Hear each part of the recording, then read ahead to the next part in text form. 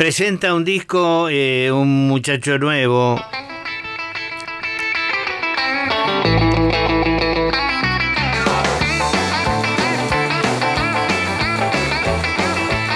Y queremos acompañarlo en este momento a Ramón Palito Ortega, nacido en Lules, provincia de Tucumán, casado, 6 hijos, es de Piscis, está presentando Rock and Roll, un disco de versiones en español de los temas que más lo influyeron en su juventud.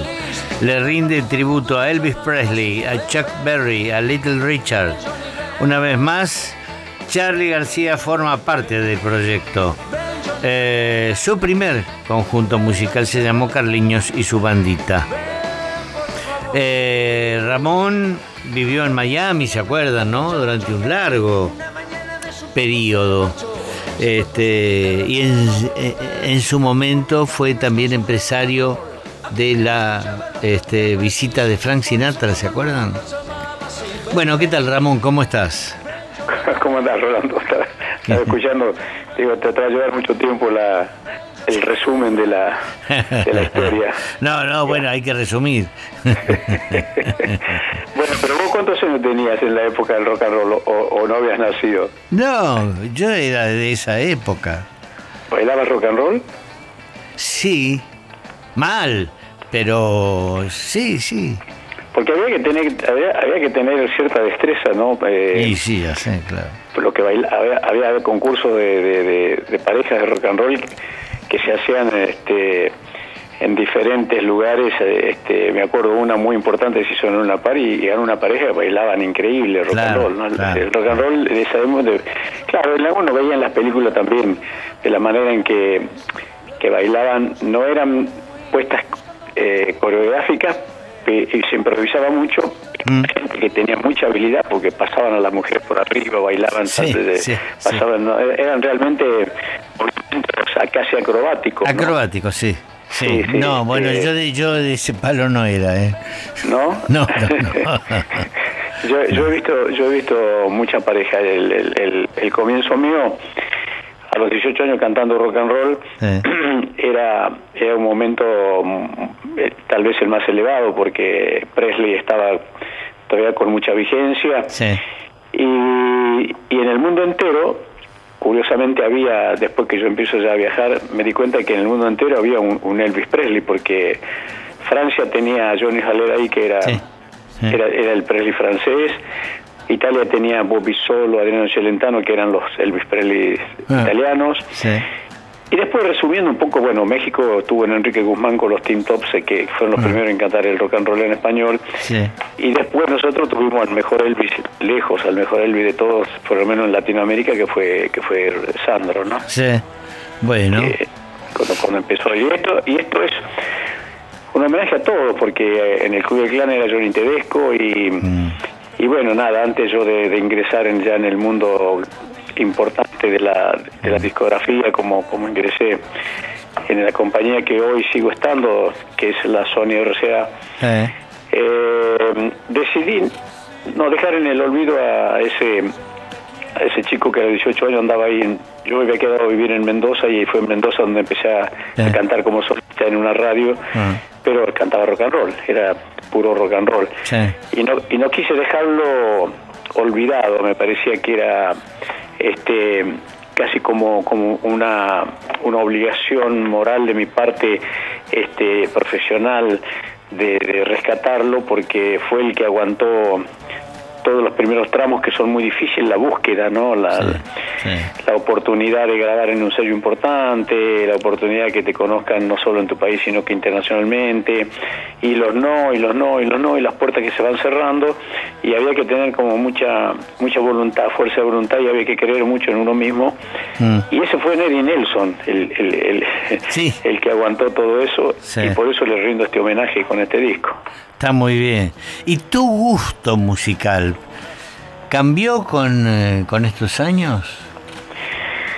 El gusto musical en definitiva no cambia. Lo que cambia son las formas, los estilos. Yo creo que para mí hay 3 referentes que a partir de ahí se puede ir desmenuzando ya todo lo demás, ¿no? Si los 3 referentes grandes en el mundo pasando primero Sinatra, sí, los Beatles y Elvis Presley. Sí. Es decir, no hay grupo en el mundo que no haya intentado tocar algo de los Beatles No, claro. a partir de los 60. Sí, claro. A partir del final de los 50, al comienzo de los 60, no hay un solista que no se haya mirado en el espejo un poco del rock and roll de Presley. Sí. Y después lo que ya cantan con las Big Band y los grandes crooners que hemos tenido, y eso siempre me parece que todos también se miraron en el espejo de Sinatra. Sí. Entonces digo, son los otros referentes. Después uno puede decir, bueno, sí, después vinieron los Bob Dylan y vinieron, no sé, tantos grandes, ¿no? Sí. La música country, especialmente, digo, grandes artistas, como, no sé, para mí Johnny Carson tiene Johnny Carson, Johnny no sé a quién te referís. Se me atravesó Johnny Carson, pero bueno, Johnny Cash, perdón. Y digo Johnny Cash y con esa voz y bueno, uno lo veía a Carl Perkins, Johnny Cash, a Elvis Presley, todos juntos ahí alrededor de un piano cantando. Yo digo, bueno, pero ahí ese es el comienzo de un movimiento, aunque hubo otros antes de ellos que cantaban rock and roll, pero no tuvieron esa repercusión y esa trascendencia, ¿no? Y por eso llegaron y tuvieron una gran influencia sobre todas las generaciones que lo fueron precediendo. Ajá. Ahora vos, Ramón, después de algunos años de carrera, ¿no? Y de éxitos, y algún tropiezo, como no sé cómo lo tomás vos lo de la visita de Sinatra, así como éxito, tropiezo, qué sé yo. No, fue una experiencia importante por lo que pasó después, porque Sinatra se portó muy bien conmigo en Estados Unidos. Sí, señor. Cumplió con la palabra de darme una mano y me dio una gran mano, no una mano, una gran mano. Yo me rehice plenamente de todo lo que había perdido.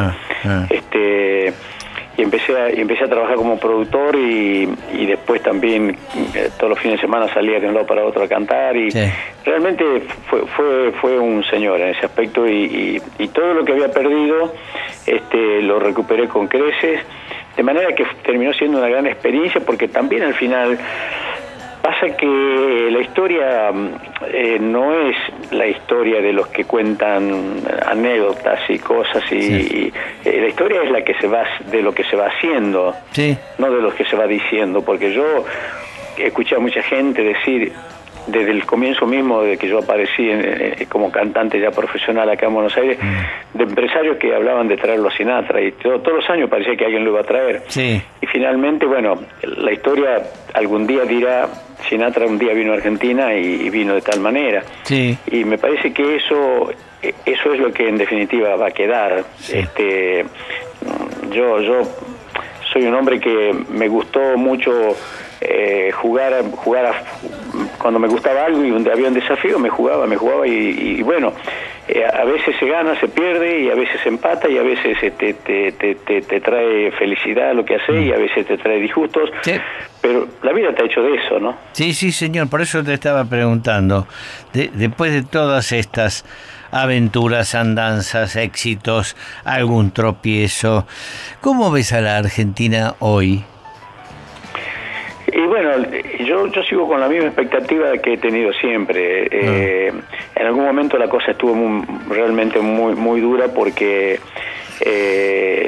las circunstancias eran otras, era una Argentina que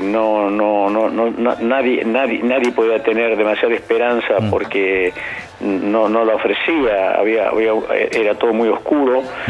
Y me estoy refiriendo concretamente a la época de la dictadura, que muchos colegas la pasaron muy mal, se tuvieron que ir, entonces era un momento, te diría, de mucha incertidumbre, nadie sabía en qué podía terminar eso. Y bueno, de alguna manera la historia hay que dar para que se estudie y para que se sepa qué es lo que hay que hacer y no hay que hacer más en el futuro. Pero nosotros somos un país que tal vez el sufrimiento y los golpes nos vayan dando una dimensión exacta de lo que tenemos y de lo que somos, Y un día nos pararemos en el lugar que corresponde pararnos para definitivamente saber que sí, es verdad que podemos, que tenemos la posibilidad de ser mucho más importante, más grande de lo que somos. Nosotros, yo he viajado mucho por el mundo, sí, y te puedo decir que con mucho menos hay pueblos que han tenido un espíritu de sacrificio enorme y que han salido adelante, y las adversidades más grandes, y han pasado por situaciones sumamente difíciles y lo han podido superar y salieron. Entonces, yo creo firmemente que vamos a salir. Creo que sí, definitivamente vamos a tener un país importante, sí, aunque el mundo parece en este momento estar todo revuelto y todo mal, sí, pero tengo mucha confianza que vamos a salir adelante. Me parece que la gente cada vez comprende más esto que yo decía anteriormente, ¿no? Que vos tenés y no te das cuenta que tenés. Sí. Y cuando no se tiene se lamenta, pero después cuando se empieza a tener se olvida nuevamente. Ahora me parece que Argentina va tomando mayor conciencia y se va creciendo. La gente va empezando a darse cuenta verdaderamente que hay que aprovechar toda oportunidad que se presente y que el país no sale con discurso, con discurso de carismáticos que salen a saludar y todo el mundo aplaude. Este es un país que necesita administración, como lo necesita una familia, como lo necesita una empresa, porque definitivamente somos una gran empresa. Y entonces digo que si algo, ¿qué me preocupa en este momento? Me preocupa mucho, estoy viajando mucho porque estoy trabajando bastante. Me preocupa ver que no se tiene mucha conciencia los millones de hectáreas que tenemos bajo el agua, por ejemplo. Sí. Digo, caramba, son las zonas más productivas del país, en La Pampa, en la provincia de Buenos Aires, Córdoba, no sé, un montón de provincias tienen serios problemas y de verdad digo serios porque ya llevan mucho tiempo bajo el agua. Ya las napas no absorben, el agua quedó en la superficie y va de un campo al otro y van provocando un daño bastante grande. Eso me preocupa bastante.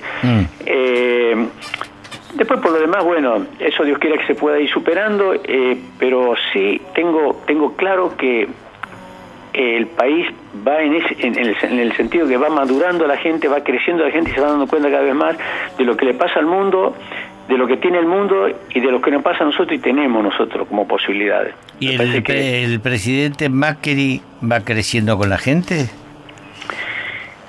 El presidente Macri me parece a mí que está haciendo las cosas como muy silenciosamente. Sí. Mucha gente se queja a lo mejor porque no comunica más, sí, no dice más. Pero hay una cosa que yo particularmente veo al viajar mucho como viajo. Juro que en las últimas décadas no he visto tanta obra pública como estoy viendo en este momento. Yo estoy viendo una cantidad de inversión en infraestructura que no la había visto. Y me parece que está bueno, que eso está bueno, está bien. Porque en definitiva es lo que va a quedar y es lo que la gente necesita. Bueno. Tal vez el presidente Macri no tenga el carisma de otros mandatarios, pero la cosa del carisma también la hemos pagado cara muchas veces, porque nos llevó hasta un punto y después nos quedamos en el aplauso al carismático y no pasaba de ahí. Me parece que él tiene más espíritu de administrador, que en definitiva a mí no me disgusta, porque creo que los países en desarrollo, más que gobernarse, se administran. Sí. Bueno, fíjate que el presidente Roca decía, tenía el lema, orden y administración. Bueno. Sí, la administración es fundamental, pero lo que pasa es que también nosotros hemos pasado por una situación donde el orden era un hecho casi de violencia, donde Pero no era normal eso. No era lo normal, y bueno, por suerte está bien. Hoy podemos entender orden por otra cosa. Claro. Y sí hace falta cierto orden que pasa por la seguridad, por ejemplo, donde porque nosotros estemos un poco más tranquilos en ese aspecto. Y nosotros hablamos todos los días con argentinos que viven afuera y le preguntamos, ¿te volverías a la Argentina? No. ¿Cuál es el problema? Seguridad. Orden. Sí, pero también te digo que es un tema a pensar hoy por hoy, porque lo que pasó hace 3 días en Las Vegas, sí, y lo que pasa en cualquier calle de Europa, de cualquier ciudad de Europa, donde un loco sube o con un camión como en Barcelona, o saca un cuchillo y mata a 2 o 3 personas, porque el fundamentalismo, el fanatismo lleva desgraciadamente eso, ¿no? A estas cosas que son desgraciadas y están pasando en el mundo. Es decir que no sé qué presidente alguna vez dijo, un presidente americano, el mundo es un lugar inseguro. El mundo es un lugar inseguro, un lugar peligroso. Pero bueno, tengamos por lo menos la esperanza y la confianza de que nosotros podemos superar estos problemas que tenemos, como los que estamos mencionando de seguridad y qué sé yo, y que tenemos recursos para salir, tenemos muchos recursos para salir. Argentina es un país con muchas posibilidades, tiene gente muy talentosa, gente muy capaz.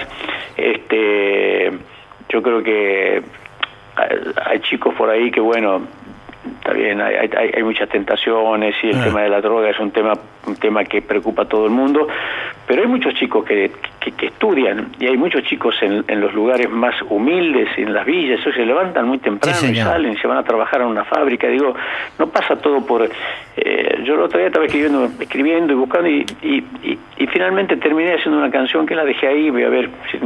Digo, pasan cosas buenas, se llama la canción, le puse pasan cosas buenas. Lo que pasa es que es de lo que la gente no se entera. Sí. Pero todos los días no son noticias, no son noticias. Bueno, dice eso justamente la canción. Y aunque no sean noticias, hay gente solidaria, hay gente muy solidaria. El argentino es muy solidario. Y las cosas finalmente, Rolando, digo, parecen a veces que están lejanas, que no van a llegar y que va a seguir todo mal, y sin embargo, bueno, llega un momento en la que empiezan a haber luces, digo, se empieza a ver un poco el camino más claro. Dice, bueno, parece que esto no va a quedar en el olvido, que esto se va a aclarar, parece que la gente va a tener una respuesta a esto que tanto le preocupaba. Así que en ese aspecto me parece, gracias a Dios, me parece que estamos caminando mejor.